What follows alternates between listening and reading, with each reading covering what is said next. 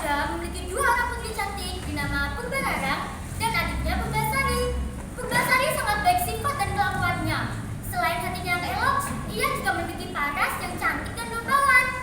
Sayangnya, kebaikan hati Purbasari tidak dimiliki oleh kakak sulungnya, Purbararang, yang berperangai sangat buruk. Setelah bertahta dalam waktu yang lama, Raja Tapaagung berniat turun tahta. Telah diberikan masak-masak bahwa untuk melanjutkan kepemimpinannya, dia akan menunjuk Purbasari. Sang Prabu telah mengamati selama puluhan tahun bahwa Purbasari adalah sosok yang pantas menggantikannya, bukan Purbararang, walaupun Purbararang adalah anak sulungnya. Purbararang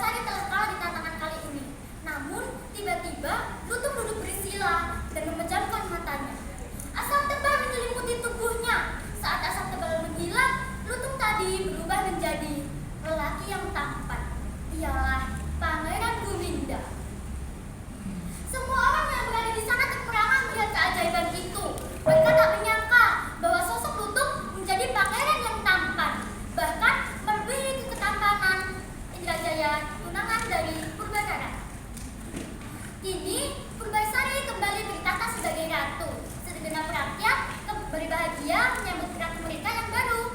Kini mereka bertambah bahagia karena ratu mereka menikah dengan pangeran kayangan yang tampan dan gagah. Demikian cerita W.S. Rendra. Ia merangkak di atas bumi yang dicintainya. Tiada kuasa lagi menegak telah ia lepaskan dengan gemilang pelar terakhir dari bedil kepada musuh yang merebut kotanya. Ia merangkak di atas bumi yang dicintai. Ia sudah tua, luka-luka di badannya. Bagai harimau tua, susah payah ajal menjeratnya. Matanya bagai saga menatap musuh pergi dari kotanya. Sesudah pertempuran yang gemilang itu, 5 pemuda mengangkatnya, di antaranya anaknya. Ia menolak dan tetap merangkak menuju kota kesayangannya. Ia merangkak di atas bumi yang dicintainya.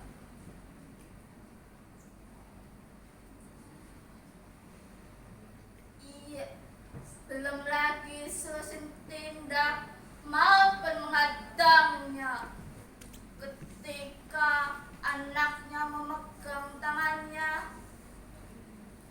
Ia berkata, yang berasal dari tanah kembali rabah pada tanah, dan aku pun berasal dari tanah ambar rawa yang kucinta.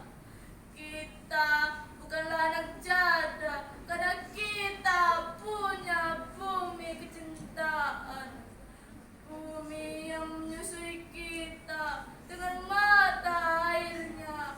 Bumi kita adalah tempat pautan yang sah. Bumi kita adalah jua dari jiwa. Ia adalah bumi nenek moyang. Ia adalah bumi waris yang sekarang. Ia adalah bumi waris yang akan datang. Hari pun berangat malam. Bumi berpeluh dan terbakar karena api menyala di kota Ambarawa. Orang tua itu kembali berkata, lihatlah, hari telah fajar. Wahai bumi yang indah, kita akan berpelukan buat selama-lamanya. Nanti sekali waktu seorang cucuku akan menancapkan baja di bumi tempatku berkubur. Kemudian akan ditanamnya benih dan tumbuh dengan subur. Maka